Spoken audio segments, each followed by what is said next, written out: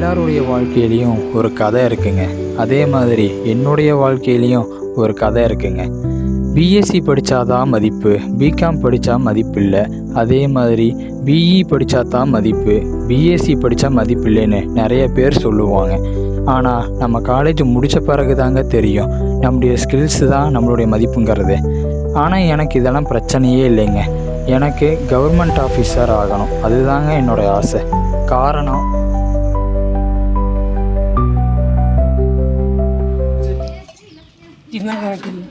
நேரமாடா message வந்துருக்கு பாரு.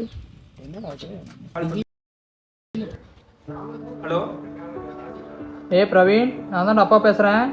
Hello, யார் நம்பர்ப்பா இது? இல்லைடா, என்னோடய ஃபோனில் பேலன்ஸ் இல்லை, அதனால தான் ஹாஸ்பிட்டலில் ஒருத்தர்கிட்ட இருந்து ஃபோன் வாங்கி கால் பண்ணுறேன்டா. ஓ சரிப்பா, நேற்று ரீசார்ஜ் பண்ணுறேன்னு சொன்னேன், ஏன் ரீசார்ஜ் பண்ணலீங்களா?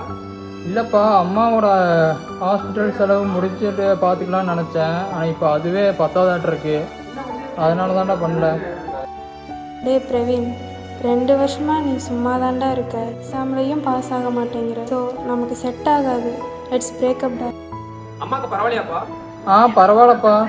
அப்புறம் பிரவீன், அம்மானால இனி வேலைக்கு போக முடியாது, நீ எல்லாம் குடும்ப செலவை நம்ம தான் பார்த்துக்கணும், ஓகேவா? சரிப்பா, விடுப்பா, நம்ம பார்த்துக்கலாம்ப்பா. சரிப்பா. என்னடா தம்பி இன்னுமா பார்த்துட்டு இருக்க?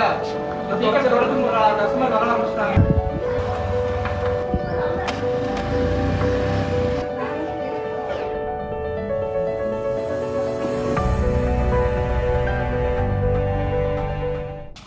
வாரத்தில் ஒரு நாள் தான் லீவ் வருது, அப்பயே செலவு பண்ணிட்டு இருக்கிறேன். இல்லைண்ணா மச்சி, டிஎன்பிஎஸ்சி எக்ஸாமுக்காக கொஸ்டின்லாம் பார்த்துக்கிறேன்டா. இன்னும் நீ அதை நம்பிட்டு தான் இருக்கேன். கனவாக தான் வச்சு போகுது. அப்படிதான் இல்லடா, கனவு கண்டிப்பாக நடக்கும்டா ஒரு நாள். நானும் டைரக்டாக தான் ஆசைப்பட்டேன், நான் முடியல.